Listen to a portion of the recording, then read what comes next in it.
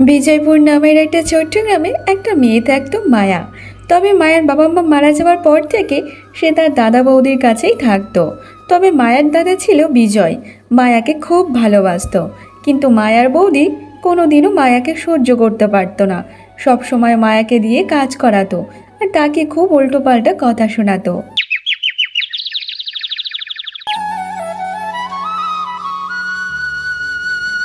কী রে মায়া, এমনভাবে হাত চালালে কি চলবে নাকি? বাকি কাজগুলো সংসারের কে করবে? তার রান্নাটা তো এখনো বসানো হয়নি, সেটা কে বসাবে? তোর মরা বাপ মা এসে করে দিয়ে যাবে নাকি রান্নাটা? এমনভাবে শুধু কাজ করে যাচ্ছে যে আজকের আর খাওয়া দাওয়া সবার মাথায় উঠে যাবে। না না বৌদি, বলতে গেলে আমার সব প্রায় কাজ হয়ে গেছে, শুধু উঠানটা ঝাড় দিচ্ছি, এটা হলেই হয়ে যাবে। তারপর গিয়ে আমি রান্নাটা বসিয়ে দেব।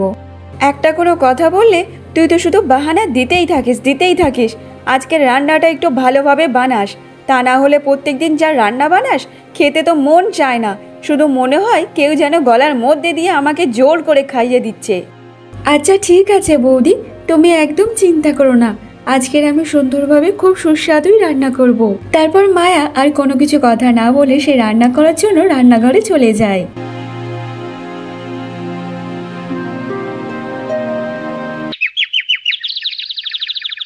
বিকালে যখন বিজয় কাজে থেকে বাড়িতে ফিরে আসে তখন তুলিকা বিজয়কে বলতে থাকে, শোনো, অনেক হয়েছে, এই বাড়িতে আমি থাকবো নতুবা তোমার বোন থাকবে। আর কত সহ্য করব বলো তো? আজকে তো সহ্যের বাঁধ ভেঙে দিয়েছে তোমার বোন। কি হয়েছে তুলিকা? আমার বোন আবার তোমার সাথে কি করলো শুনি? আজকের আমি একটুখানি বাড়িতে পায়েস বানিয়েছিলাম, আর পায়েসটা নিয়ে একটুখানি পাশের বাড়ি বৌদির দিতে গেছি। আর তোমার বোন কি করেছে জানো? সেই পায়েসে বেশি করে লবণ দিয়ে দিয়েছে। তাহলে তুমি বলো, লোকের কাছে আমার আর মুখ দেখানোর কোনো জো আছে? তারা তো সবাই আমাকে ধরে উল্টো পাল্টা কথা শুনিয়েছে। তুমি এ কি বলছো? আমার বোন পায়েসে লবণ ঢেলে দিয়েছে? তাহলে তোমার কি মনে হচ্ছে আমি বানিয়ে বানিয়ে মিথ্যে কথা বলছি নাকি? তোমার বোনকে আমি জিজ্ঞাসা করেছিলাম যে এরকম কাজ কেন করেছে, সে আমার মুখে মুখে চোবড়া করে বলছে আমি যা করেছি বেশ করেছি, আমার মনের মতো আমি করব, আমার যেটা মন চায় আমি সেটাই করব। তাহলে তুমি বলো এখানে আমার দোষ কোথায়? আমি কি করব? আচ্ছা ঠিক আছে গিন্নি, তুমি এত কান্নাকাটি করো না, আমি আমার বোনের সাথে এক্ষুনি কথা বলছি, তুমি অত চিন্তা করো না।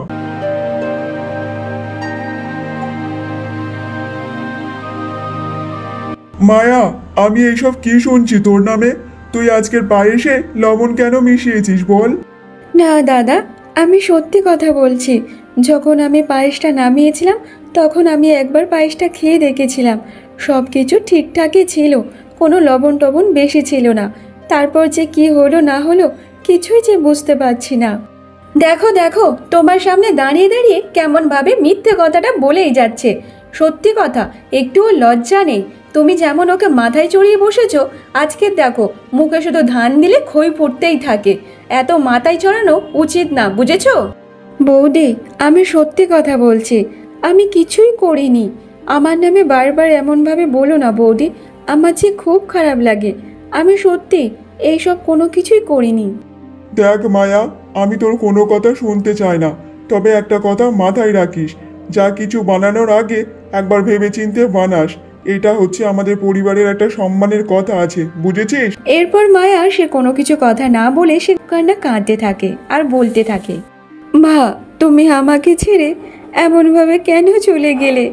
এই দুনিয়াতে আমার আছে কেউ নেই, কেউ আমার কথা শুনতে চায় না, কেউ বিশ্বাস করতে চায় না, সবাই আমাকে ভুল বোঝে মা।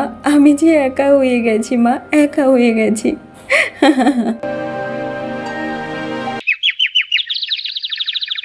পরের দিন সকালে বিজয় যখন কাজে যাচ্ছিল তখন সে তুলিকাকে বলতে থাকে, শোনো তুলিকা, আমি কাজে যাচ্ছি, তুমি একটু মায়াকে খেয়াল রাখো, ঠিক আছে? ওর যেন কোনো অসুবিধা না হয়।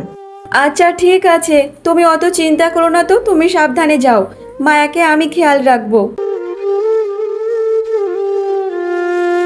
বিজয় কাজে চলে যাওয়ার পর তুলিকা মায়াকে বলতে থাকে, নে, অনেক বসে থেকেছিস, এবার তাড়াতাড়ি ওঠ আর যা নদী থেকে জলটা নিয়ে আয় দেখি। আর আজকে যদি কোনো উল্টোপাল্টা কাজ করিস না, তোর পা কেটে ভেঙে রেখে দেব, মনে রাখিস। না না বৌদি, কোনো ভুল হবে না, আমি এক্ষুনি নদী থেকে জল এনে দিচ্ছি। তারপর মায়া সে জল আনার জন্য বেরিয়ে পড়ে। রাস্তা দিয়ে যেতে যেতে পাড়ার কমলা মাসির সাথে তার দেখা হয়ে যায়। আরে মায়া মা, কেমন আছিস রে মা? কালকে তোর বৌদির সাথে আমার দেখা হয়েছিল, তোর ওপর যে খুব রেগে আছে। কি হয়েছে বলতো? সব কিছু ঠিকঠাক আছে তো মা? কমলা মাসির এমন কথা শোনার পর মায়া চুপচাপ থাকে। কমলা মাসির কোনো কথা সে উত্তর দেয় না। দেখ মা, আমি সব জানি রে, তোকে কিছু বলতে হবে না। আর তোর মা যে খুব ভালো একটা মানুষ ছিল রে। তোর মা আমার বান্ধবী ছিল, সব সময় কথা হতো। তবে তোর দাদা যে খুব ভালো একটা মানুষ। তোর বৌদি তোর দাদার কাছে লাগান বেজান করে, তাই জন্য তোর দাদার মাথাটা একটু বিগড়ে যায়। তবে তুই একটা কাজ কর মা, তুই একদিন তোর দাদার কাছে বসে সব কথা বল, দেখবি ও তোকে বুঝতে পারবে নিশ্চয়ই। আচ্ছা ঠিক আছে মাসি, তাহলে এখন আমি জল আনতে যাচ্ছি, আবার পরে দেখা হলে কথা বলবো। তারপর মায়া সে নদীর দিকে যায়।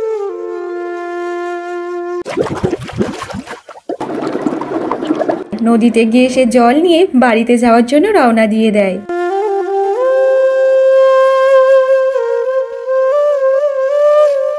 সেই তো জল আনতে গিয়েছিস, কখন হয়েছে? আর এতক্ষণে বাড়ি আসার সময় হলো নাকি? রাস্তাতে নিশ্চয়ই আড্ডা মারছিলিস, কারোর সাথে বসে বসে গল্প করছিলিস। শোন, তাড়াতাড়ি গিয়ে রান্নাটা বসিয়ে ফেল। আর আজকে যদি কোনো একটু ভুলভাল হয়েছে না, তোর অবস্থা খারাপ করে দেব, মনে রাখিস। তারপর মায়া তার বৌদির কথা শুনে সে কোনো কিছু কথা বলে না। আর যেতে যেতে তার হাত থেকে স্লিপ করে সেই কলসিটা মাটিতে পড়ে ভেঙে যায়। আরে এই অলক্ষীর বাচ্চা, এটা তুই কি করলি? নতুন কলসিটা সবে মাত্র কিনেছি, আর জল না আনতে আনতে ভেঙে ফেললি কলসিটাকে? না না বৌদি, এটা আমি ইচ্ছা করে ভাঙিনি, আমার হাত থেকে হড়কে গিয়ে পড়ে ভেঙে গেছে। তোকে কোনো কথাই বললে তুই শুধু বাহানা দিতে থাকিস। আজকে তোকে একটা উচিত শিক্ষা দিতেই হবে, তুই শুধু দেখে যা। তারপর তুলিকা সে মায়াকে খুব মারতে থাকে, আর মায়া কাঁদে কাঁদে বলতে থাকে, বৌদি আমাকে মেরো না বৌদি, আমার যে খুব লাগছে, আর হবে না, আর আমি কোনো কিছু ভাঙবো না বৌদি, আমাকে মেরো না বৌদি, মেরো না।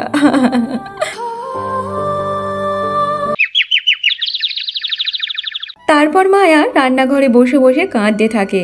তারপর মায়ার দাদা বিজয় সে কাজে থেকে বাড়িতে চলে আসে। আরে তুলিকা, আমাকে একটু জল দাও তো, খুব যে পিপাসা পেয়েছে, গলা যে শুকিয়ে গেল, একটু জল দাও। এমন সময় বিজয়কে দেখে তুলিকা একটু ভয় পেয়ে যায়। তখন তুলিকা বলতে থাকে, আরে তুমি আজকে এত তাড়াতাড়ি চলে এলে যে? হ্যাঁ তুলিকা, আজকে মাঠে বেশি তেমন কাজ ছিল না, তাই জন্য যেটুকু কাজ ছিল তাই তো করে বাড়িতে চলে এসেছি। এইসব বলে বিজয় সে রান্নাঘরে যায়, আর রান্নাঘরে গিয়ে দেখে ওখানে মায়া বসে বসে কাঁদছিল। তখন সে অবাক হয়ে যায় আর মায়াকে বলতে থাকে, আরে বোন আমার, তুই এমনভাবে এখানে বসে বসে কান্নাকাটি কেন করছিস? বল তোর কি হয়েছে? কেউ কি তোকে কিছু বলেছে? বল আমাকে। দাদা, আজকে জল আনার সময় আমার হাতে থেকে হড়কে কলসিটা মাটিতে নিচে পড়ে ভেঙে যায়, তাই জন্য বৌদি আমাকে খুব মারা মেরেছে। কি, তুলিকা তোর গায়ে হাত দিয়েছে? চল আমার সাথে, আজকে দেখছি কেন তুলিকা তোর গায়ে আজকে হাত দিয়েছে।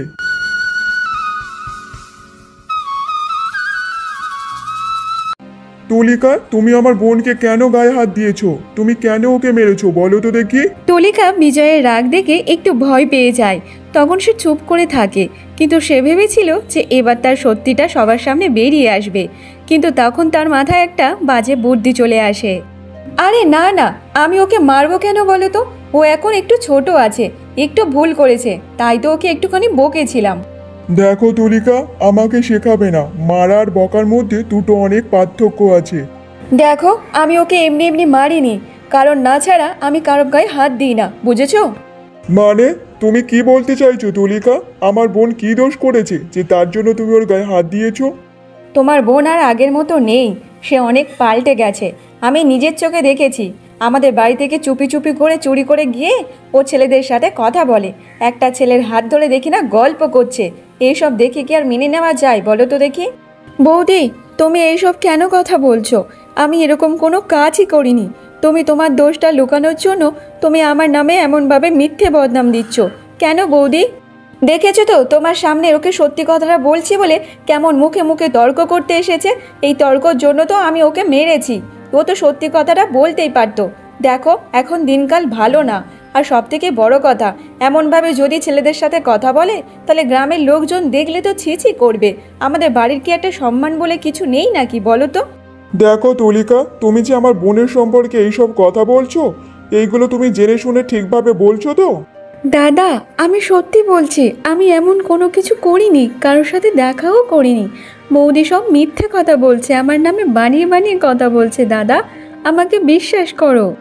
দেখো আমি তোমাকে মিথ্যা কথা বলছি না। এবার সময় থাকতে থাকতে কিছু একটা করো। তোমার বোনের যে বিয়ের বয়স হয়ে গেছে, কিছু তালগাল ঘটার আগে একটা বিয়ে দিয়ে দাও একটা ভালো ছেলে দেখে। যদি বলো তো আমার হাতে একটা ভালো ছেলে আছে।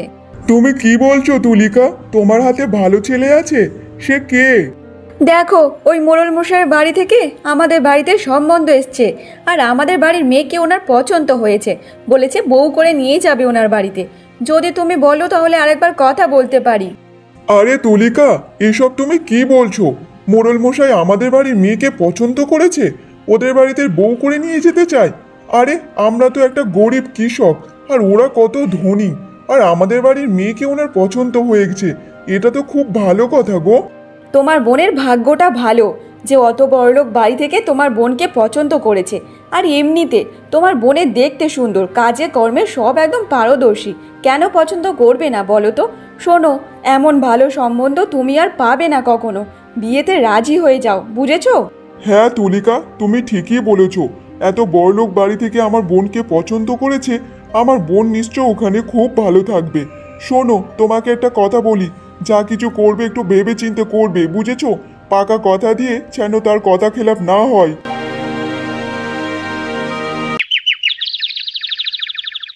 পরের দিন সকালে মোড়ল মশাই মায়াকে দেখতে আসে। আরে মোড়ল মশাই, আপনি চলে এসেছেন? আমাদের প্রণাম নেবেন, প্রণাম নেবেন। বলুন বলুন, কেমন আছেন মোড়ল মশাই? আমি ঠিক আছি বিজয়, আমি মায়াকে দেখতে এসেছি। একবার দেখাও তোমাদের বাড়ির মেয়েকে। হ্যাঁ হ্যাঁ মোড়ল মশাই, আপনি একটুখানি অপেক্ষা করুন, আমি এক্ষুনি মায়াকে নিয়ে আসছি। তারপর তুলিকা সে মায়াকে ডাকতে যায়। চল মায়া, ছেলের বাড়ি থেকে তোকে ডাকতে এসেছে, তাড়াতাড়ি চল। দেখো বৌদি, আমার মনে হচ্ছে এখানে কোনো গন্ডগোল আছে। কারণ এত বড়লোক বাড়ি থেকে আমাকে কেন দেখতে আসবে বলো তো এমনভাবে? আমরা যে অনেক গরিব। বৌদি তুমি এই বিয়েটা ভেঙে দাও বৌদি।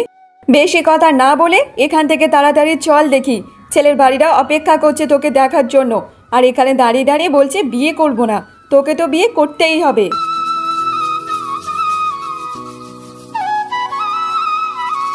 বাহ বাহ বাহ, তোমাদের বাড়ির মেয়েকে তো আমার খুব পছন্দ হয়েছে। বাহ বাহ বাহ, তাহলে আমি ওকে বিয়ে করে নিয়ে যাব। আর এই নাও, আমি ওকে এই উপহারটা দিয়ে যাচ্ছি, একটা সোনার হার। এর পরে পরে আরো অনেক পাবে। তোমার বোনকে আমি আমার রাজরানী করে রাখবো। কিন্তু মোড়ল মশাই, এটা ঠিক বুঝতে পারলাম না, আমার বোনকে আপনি রাজরানী করে রাখবেন মানে? আরে বিজয়, তোমার বোনকে যখন আমি বিয়ে করব, তারপর থেকে তোমার বোনকে আমি অনেক রাজরানী করে রাখবো। তোমার বোনের কি রূপ, সত্যি যেই দেখবে মুগ্ধ হয়ে যাবে। এইসব কথা বলে মোড়ল মশাই ওখান থেকে চলে যায়। মোড়ল মশাই মায়াকে বিয়ে করার কথা শুনেও সেখানে মায়াও অবাক হয়ে যায়, তার সাথে সাথে তার দাদাও অবাক হয়ে যায়। আরে তুলিকা, এটা আমি কি শুনছি? আমি তো ভেবেছি মোড়ল মশাইয়ের ছেলের জন্য আমার বোনকে পছন্দ করেছে, কিন্তু না, উনি নিজেই তো আমার বোনকে বিয়ে করতে চান। একবার মোড়ল মশাইয়ের বয়সটা দেখো তো। না বৌদি, আমি এই বিয়ে করতে পারবো না। উনি যে আমার বাবার সমান বয়স, আমি ওনাকে বাবা হিসাবেই দেখি। না না বৌদি, আমি ওনাকে বিয়ে করতে পারবো না। আরে বয়স দেখে কি হবে বলো তো? মেয়ে তো ওখানে গিয়ে সুখে থাকবে। দেখো নি, ওর মুখ দেখে সঙ্গে সঙ্গে একটা হার দিয়ে গেল। আর বিয়ের পর তাহলে সোনার মোহরে সব ভর্তি করে মুড়ে রাখবে, ওকে রাজরানী করে রাখবে। তাহলে কেন বিয়ে দেবে না বলো তো দেখি? দেখো বৌদি, আমি এমন একটা বয়স্ক মানুষকে বিয়ে করতে চাই না যে আমার থেকে এত বড়। আর আমি এমন একটা ছেলেকে বিয়ে করতে চাই, সে আমাকে বুঝবে, জানবে, আর আমার থেকে একটু হলেও বয়সটা বেশি হবে, তবে এত বেশি না যে আমার সাথে তাকে মানাবে না। আমি এমন একটা ছেলেকে বিয়ে করতে চাই। দাদা আমি এই বিয়ে করব না। দেখ মায়া, আমরা তোর ভালো চাই আর ভালোর জন্যই বলছি। যদি তোর মতো বয়সের ছেলের সাথে তোকে বিয়ে দিই, তাহলে দুদিন পর যদি সেই ছেলে তোকে ছেড়ে দিয়ে চলে যায়, তাহলে তোর জীবন তো নষ্ট হয়ে যাবে। আর একটু বয়স্ক ছেলের বিয়ে করলে বা ক্ষতি কি? তারা হচ্ছে বউদেরকে অনেক ভালোবাসে, বুঝেছিস? দেখো, আমি তোমাকে একটা কথা বলে দিচ্ছি, এমন ভালো সুপাত্র পাত্র তুমি আর কখনো পাবে না। বয়স বেশি হয়েছে না কি হয়েছে বলো তো দেখি, কিন্তু আমাদের বাড়ির মেয়ে তো ওই বাড়িতে খুব সুখে শান্তিতে ঘর করবে। কিন্তু আমি চাই না যে আমাদের মতো গরিবী জীবন ও কাটুক। আমরা জীবনে কি পেয়েছি বলো তো? কোনো কিছু আশা করলে সেটা পায় না, কিন্তু আমি চাই ও যেন সব কিছু পাক। আর ওই বাড়িতে থাকলে ও অনেক রাজরানী হয়ে থাকবে, বুঝেছো? আরে গিন্নি, কথাটা তুমি মন্দ বলনি। আমাদের বোন হয়তো ওই বাড়িতে যাওয়ার পর একটু পাল্টে যাবে, ওর জীবনটা আরো সুন্দর হয়ে যাবে। হ্যাঁ হ্যাঁ, তুমি একটা ঠিক করো, ওই মোড়ল মশাইয়ের সাথে আমার বোনের বিয়ে দেব, যাতে আমার বোন একটু সুখে শান্তিতে ঘর করে। মায়া সবাইকে বোঝানোর চেষ্টা করলেও মায়ের কথা কেউ কান দেয় না। দেখতে দেখতে এমনভাবে বেশ কিছুদিন কেটে যায়, আর বিয়ের জন্য সব তোড়জোড় শুরু হয়ে যায়। রাত পোহালেই কালকের মায়ার বিয়ে হবে। না না, আমি এই বিয়ে করতে পারবো না। কেউ আমার কথা চিন্তা করছে না, সবাই সবার স্বার্থের কথা চিন্তা করছে। আমি এমন একটা বয়স্ক লোকের সাথে কখনোই সুখে থাকতে পারবো না। আমাকে একটা কিছু করতে হবে, আমাকে এখান থেকে চলে যেতে হবে। এখানে থাকলে কেউ আমার কথা বোঝার চেষ্টা করবে না। একটা কাজ করি, তার থেকে এত রাতের মধ্যে সবাই ঘুমাচ্ছে, আর আমি এখান থেকে চলে যাই সবার নজর থেকে, তাহলে কারো কত অসুবিধা হবে না আমাকে নিয়ে। এত রাতে মায়ার দাদা বৌদের সব ঘুমাচ্ছিল, তাই সেই সুযোগটা নিয়ে মায়া কাউকে কোনো কিছু কথা না বলে সে চুপি চুপি করে সেই ঘর থেকে বেরিয়ে চলে আসে বাইরে। এত রাতের মধ্যে মায়া একা জঙ্গলের রাস্তা দিয়ে হেঁটে হেঁটে যাচ্ছিল। শুনশান, সেখানে কেউ ছিল না। তবে রাস্তা দিয়ে যেতে যেতে সে দেখে মাটিতে একটা ছেলে পড়েছিল, আর সে অনেক গুরুতর আহত নিয়ে। আরে, এখানে আবার কে পড়ে আছে এমনভাবে?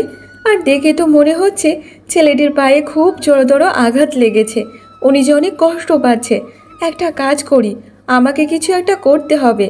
তার থেকে গ্রামের কিছু জড়িবুটি নিয়ে ওনার পায়ে লাগিয়ে দিই। তারপর মায়া সেই জঙ্গল ঘুরে ঘুরে কিছু জড়িবুটি পাতা নিয়ে সে একটা পাথরের সাহায্যে ঘষে সেই লেপটা নিয়ে সেই ছেলেটির পায়ে দিয়ে দেয়। আপনি একদম ভয় পাবেন না, আমি যে জড়িবুটি দিয়ে লেপটা আপনার পায়ে বানিয়ে দিয়েছি, ওটা কিছুক্ষণের মধ্যে আপনি ঠিক হয়ে যাবেন। দেখতে দেখতে এমনভাবে বেশ কিছুক্ষণ কেটে যায়, আর ছেলেটি সুস্থ হয়ে সে মাটিতে বসে পড়ে। তোমাকে অনেক অনেক ধন্যবাদ মেয়ে, তুমি আমার জীবনটা বাঁচিয়েছো। কিন্তু এত ঘন জঙ্গলে এত রাতে তুমি এখানে একা একা কেন এসেছো বলো তো দেখি? আমি হচ্ছি মায়া, আমার ভাগ্য আমাকে এখানে টেনে টেনে নিয়ে এসেছে।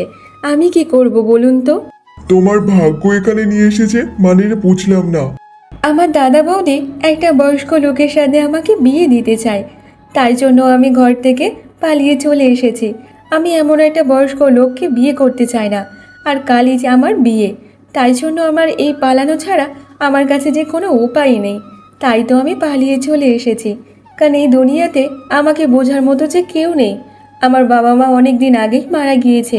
রাহুলের মনে মায়ার প্রতি একটা মায়া চলে আসে, তখন সে বলতে থাকে, আচ্ছা, তাহলে তুমি এখন কোথায় যাবে সেই ব্যাপারে কি কিছু ভেবেছো? না, আমি এখনো ওইসব চিন্তা ভাবনা করিনি যে আমি কোথায় যাব না যাব। তবে এটা জানি যে আমি আর ওই বাড়িতে কখনোই ফিরে যাব না। মায়ার এমন কথা শুনে রাহুল কিছুক্ষণ ভাবতে থাকে, তারপর সে বলতে থাকে, আচ্ছা, তুমি যদি না কিছু মনে করো, তাহলে তুমি কি আমার বাড়িতে যেতে পারো? তুমি ওখানে অনেক সুরক্ষায় থাকবে। কিন্তু এটা কি করে সম্ভব যে আমি আপনার সাথে আপনার বাড়িতে যাব? আমি আপনাকে কি করে বিশ্বাস করতে পারি? দেখো মায়া, তুমি আমাকে বিশ্বাস করতে পারো, এই পাশের গ্রামে রাজপ্রাসাদেই আমি থাকি। তবে তুমি যদি আমার সাথে যাও, সেখানে কিন্তু তোমাকে আর কেউ কোনো কিছু কথা বলবে না। তারপর মায়া রাহুলের কথায় ভরসা করে সে হ্যাঁ বলে দেয়। তারপর দুজন মিলে একসাথে রাস্তা দিয়ে যেতে থাকে রাজপ্রাসাদের রাস্তার দিকে।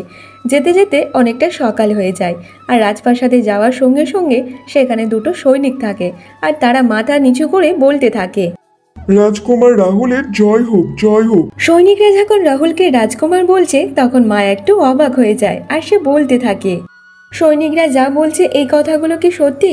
আপনি এই রাজ্যের রাজকুমার? হ্যাঁ মায়া, তুমি ঠিকই শুনেছ। আমি হচ্ছি এই রাজ্যের রাজকুমার। কালকের আমি আমার পোশাক পাল্টে একটুখানি কাজের জন্য বেরিয়েছিলাম, কিন্তু কালকে কিছু চোর এসে আমার উপর হামলা করে দেয়। তার জন্য আমি অনেক ক্ষতবিক্ষত হয়ে গেছিলাম, আর তোমার জন্য আমি আমার জীবনটা ফিরে পেয়েছি। রাজকুমার, আমার যেটা কর্তব্য আমি সেটাই করেছি। আমার জায়গায় যদি অন্য কেউ থাকতো তাহলেও সে এই ধরনের কাজটাই করতো। কিন্তু মায়া, আজকেকার দিনে কেউ কাউকে সাহায্য করতেই চায় না, কিন্তু তুমি যে আমাকে সাহায্য করেছো এটাই তো আমার কাছে অনেক। তবে মায়া, আমার একটা আর্জি আছে। আমি তোমার কাছ থেকে কিছু চাই, তুমি কি আমাকে দেবে? কিন্তু রাজকুমার, আপনাকে দেওয়ার মতো আমার কাছে যে কিছুই নেই। আমি একটা গরিব মেয়ে, আমার কাছে কি থাকবে বলুন তো? মায়া, আমি তোমাকে বিবাহ করতে চাই। আমার রাজ্যের রানী বানাতে চাই আমি তোমাকে। কিন্তু রাজকুমার, আমি যে একটা গরিব সাধারণ মেয়ে, তাহলে আপনি আমাকে কেন বিবাহ করবেন? কিন্তু দেখো মায়া, তুমি একটা গরিব সাধারণ মেয়ে হতেই পারো, তোমার মনটা যে অনেক বড়, তার থেকে বড় কিছু হতেই পারে না। রাজকুমারের এমন প্রস্তাব শুনে মায়া কিছুক্ষণ অবাক হয়ে যায়। সে কিছুই বলে না। সে এটাই ভাবতে থাকে যে একটা রাজ্যের রাজকুমার ওকে বিবাহ করতে চায়। দেখতে দেখতে এমনভাবে বেশ কিছুদিন কেটে যায়। রাজপ্রাসাদে অনেক বড় অনুষ্ঠান করে মায়া এবং রাজকুমার রাহুলের বিবাহ সম্পন্ন হয়।